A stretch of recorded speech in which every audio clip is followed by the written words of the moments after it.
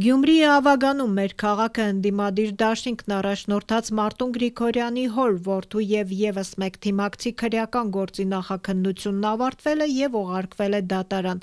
Վարույթը հարուցվել է ընտրության ժամանակ բարեգործության արգելքը խախտելու հոդվածով։ Նախընտրական քարոզարշավի ընթացքում քաղաքացիական պայմանագրի ու Մարտուն Գրիգորյանի հեռակա բանավեճը խիճն էր դարձել։ Ընդդիմադիր պատգամավորն այն ժամանակ կատակել էր, թե մեր շիբինը իրեն շիբինին վնաս չի, թող չանհանգստանան,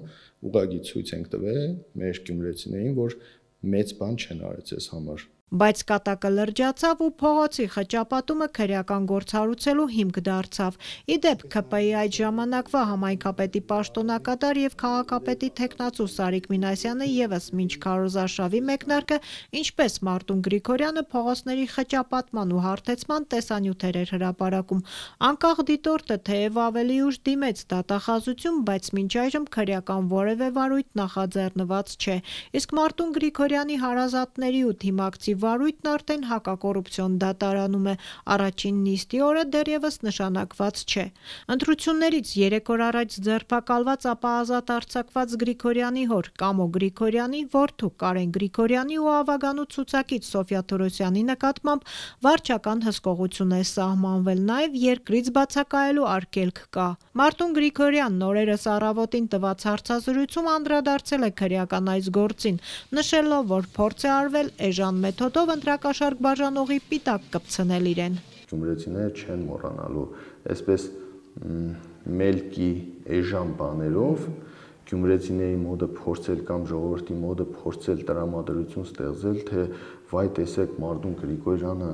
կաշառք է բաժանել, շիբին է բաժանել, կաշառք է բաժանել եւ դրանով փորձեին Մարտուն Գրիգորյանին ընտրակաշառք բաժանողի պիտակ կպցնեին ու փորձեին Մարտուն Գրիգորյանին դրանով վարկաբեկեին։ Գրիգորյանը ասում է, իր հարազատ Արցախ թաղամասից մոտ 200 մարդու են որպես վկա հակակոռուպցիոն տարել։ 200 քանի հոգու էս գործերով, էս սդից խուժան գործերով այդ մարդկանց վգա են դարձրելու, այդ մարդկանց Երևանները պիտի քաշտան ու այդ մարդկանց այդքան պիտի անհանգստացնեն,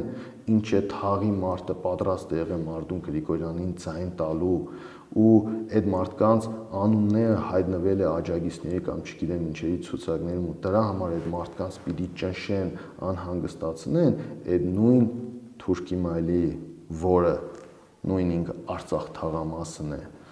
այդ նույն Արցախ թաղամասի ժողովուրդը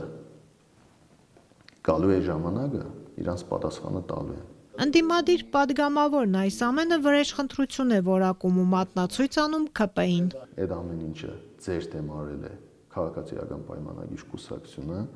այստեղած պատասխանատուները, նախընտրական շտաբի պատասխանատուները, Երևանից եկածները, ովքեր որ մտածել են շատ լավ բան են արել կամ ովքեր որ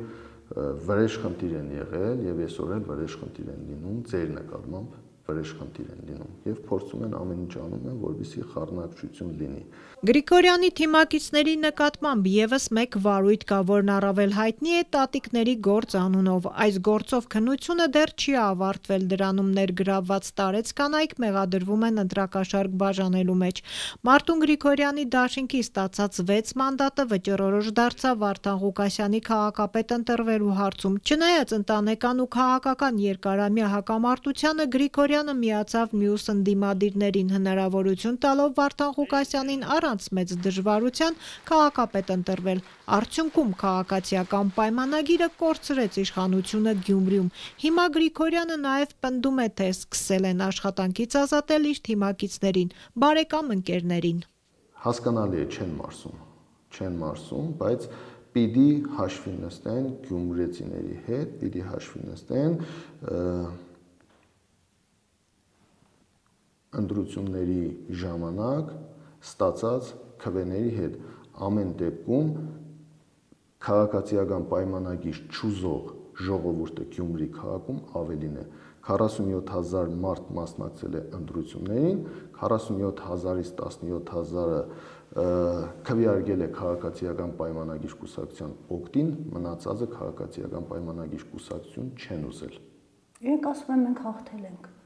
Դե թող ուրախանան այդ հաղթանակով, թող վայելեն այդ հաղթանակը։ Հիմա ինչ է եղել, ինչ են խառնվել իրար։ Գյումրեցի մի քանի ՔՊ-ականների հետ զրուցեցինք, ասացին Մարտուն Գրիգորյանի պնդումներին ծանոթ չեն, ծանոթանան ավելի ուշ կարձագանքեն։ Ավելի վաղ Հայաստանի իշխող ուժի ներկայացուցիչները հերքել էին նմանատիպ մեղադրանքները։